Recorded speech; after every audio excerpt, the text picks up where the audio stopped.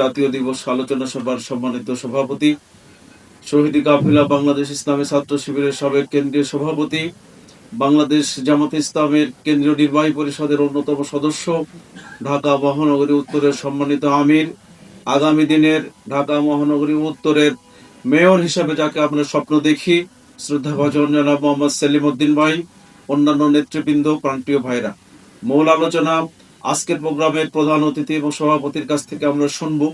স্বাধীনতা এই শব্দটি আমাদের কাছে খুব ভালো লাগে। স্বাভাবিকভাবে একজন সমাজবিজ্ঞানী বলছেন যে man is born free but everywhere he is in chain. একটা মানুষ স্বাধীন হিসাবে জন্মায়, অথচ প্রতিটি পদে পদে সে শৃঙ্খলায় আবদ্ধ। আজকে এই স্বাধীনতার বীজ বপন হয়েছিল 1940 সালে লাহোর প্রস্তাবের মাধ্যমে। সেখানে শের বাংলায় ফজলুল্লাহ যে প্রস্তাব ছিল, সংখ্যাগরিষ্ঠ মুসলিম অধ্যুষিত এলাকা দিয়ে একটা তাদের দেশ গঠন হবে, তার আলোকে কিন্তু ভারত, বাংলাদেশ এবং পাকিস্তান হওয়ার কথা ছিল। কিন্তু অসৎ নেতৃত্বের কারণে তারা লাহোর প্রস্তাবে পরিপূর্ণভাবে বাস্তবায়ন করে নাই। 47 সালেও যারা এসে স্লোগান দিয়েছিল ন্যায় ইনসাফের সমাজ আমরা কায়েম করব, এই স্লোগানের পিছনে প্রতারণার কারণে এই 71-এর আর একটি মুক্তিযুদ্ধের সম্মুখীন আমাদের হতে হয়েছিল। মুক্তিযুদ্ধ পরবর্তী সময়ে যে স্বাধীন নেতৃবৃন্দ যারা চলে গিয়েছে, এই নেতৃবৃন্দের অসৎ নেতৃবৃন্দ দিয়ে কখনো কোনো ব্যক্তি, দল, জাতি তো দূরের কথা, একজন মানুষের স্বাধীনতা সংরক্ষিত হতে পারে না।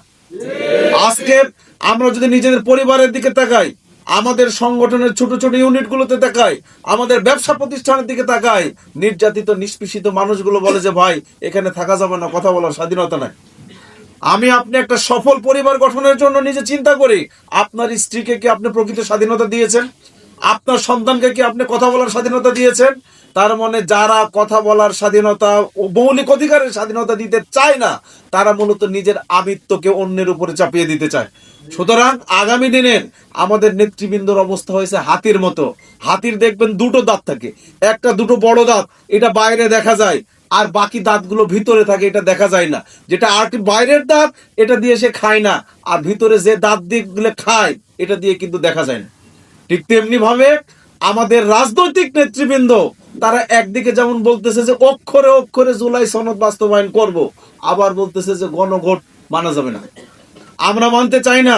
49% ভোট পেয়ে সরকার গঠন করে 70% ভোটকে যারা অস্বীকার করে, তাদের সামনের পরিণতি খুবই ভয়াবহ হবে ইনশাআল্লাহ। কখনো পাবলিক সেন্টিমেন্টের বিপরীতে গিয়ে কোন সরকার টিকে থাকতে পারে নাই। 70-এর নির্বাচনকে সম্মান জানাতে পাকিস্তানি শাসকরা ব্যর্থ হওয়ার কারণে 71-এর মুক্তিযুদ্ধ সংগঠিত হয়ে তাদের নাস্তানাবুদ হয়েছিল। 90-এর স্বৈরাচার এরশাদ জনগণের পালস বুঝতে না পারার কারণে সে অ্যাগ্রেসিভ ভূমিকা পালন করেছিল, জনরোষের মধ্যে টিকে থাকতে পারে নাই।